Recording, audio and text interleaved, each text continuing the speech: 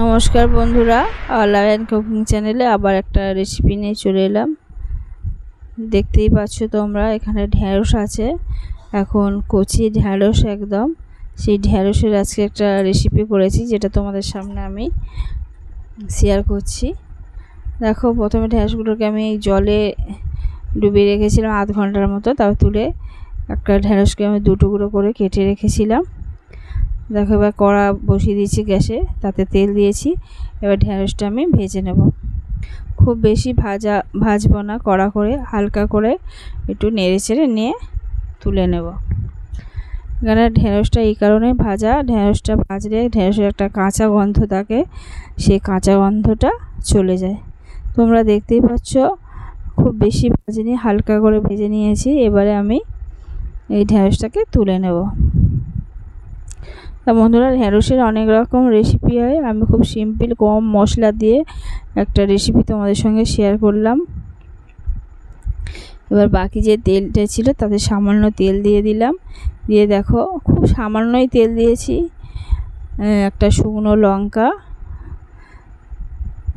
আর সামান্য কালো জিরে দিয়ে নেড়ে চেড়ে নেওয়ার পরে একটা পেঁয়াজকে কুচিয়ে রেখেছিলাম, সেই পেঁয়াজটাকে ভেজে নেব।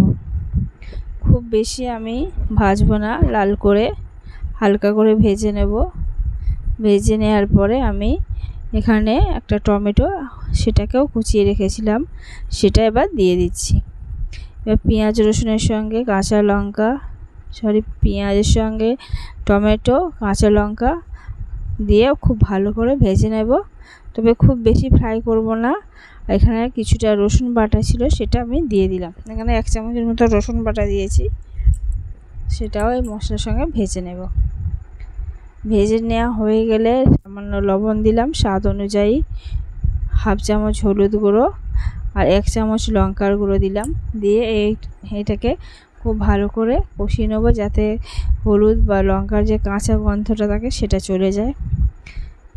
দেখা গেলে সামান্য, যাতে না মশলাটা পুড়ে যায়, সামান্য জল দিয়ে দিলাম। জল দিলে মশলাটা পোড়ার ভয় থাকে না।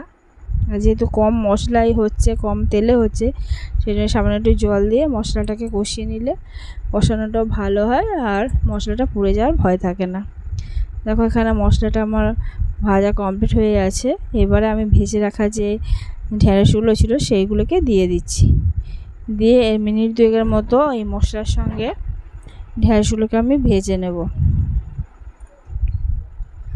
ভাজা হয়ে গেলে আমি এখানে একটা মশলা করে রেখেছিলাম, সেটা হচ্ছে কি পোস্ত আর কিছুটা কাজু আমি বেটে রেখেছিলাম, সেটাকে আমি দিয়ে দিচ্ছি। দিয়ে এটার সঙ্গে আমি আরও মিনিট 2 ভালো করে নাড়াচাড়া করে নেব, যাতে ঢ্যাঁড়সের সঙ্গে এই মশলাগুলো খুব ভালোভাবে মিশে যায়। এবারে যে মশলাটা ছিল তার সামান্য একটু জল দিয়ে দিলাম, দিয়ে সেটা এর মধ্যে দিয়ে দিলাম, দিয়ে আরও ভালো করে ভেজে নিলাম। দেখো, এরপর আমি জল দিয়ে দিয়েছি, খুব বেশি জল দিইনি, ঢ্যাঁড়সটা যাতে ডুবে থাকে এবং সামান্য সিদ্ধ হয়ে যায় সেদিকে লক্ষ্য রাখতে হবে। আর কিছুটা গরম মশলা গুঁড়ো দিয়ে দিলাম নামাবার আগে। দেখো, এখানটায় ঢ্যাঁড়সটা প্রায় সিদ্ধ হয়ে গেছে, আর এখানটায় আমার এই রেসিপিটা প্রায় কমপ্লিটের মুখে। খুব বেশি সময় লাগে না, খেতে খুবই ভালো হয়। এখানে যদি কেউ একটু মিষ্টি মিষ্টি খেতে যাও, সামান্য চিনি দিতে পারো, কিন্তু আমি এখানে চিনির ব্যবহার করিনি, যেহেতু এখানে কাজু ছিল, সেই জন্য কাজু একটু মিষ্টি, সেই জন্য এখানে মিষ্টির ব্যবহারটা করিনি। তা বন্ধুরা, এই ঢ্যাঁড়সের রেসিপি যদি তোমাদের ভালো লেগে থাকে তাহলে অতি অবশ্যই লাইক করে দিও, কমেন্ট করে জানিও কেমন হয়েছে। অল্প তেল মশলায় ঢ্যাঁড়সের এই রেসিপি সবার ভালো লাগবে আশা করছি। বন্ধুরা, আজকের রেসিপি আমার এই পর্যন্ত। আবার নতুন কোনো রেসিপি নিয়ে তোমাদের সামনে চলে আসব।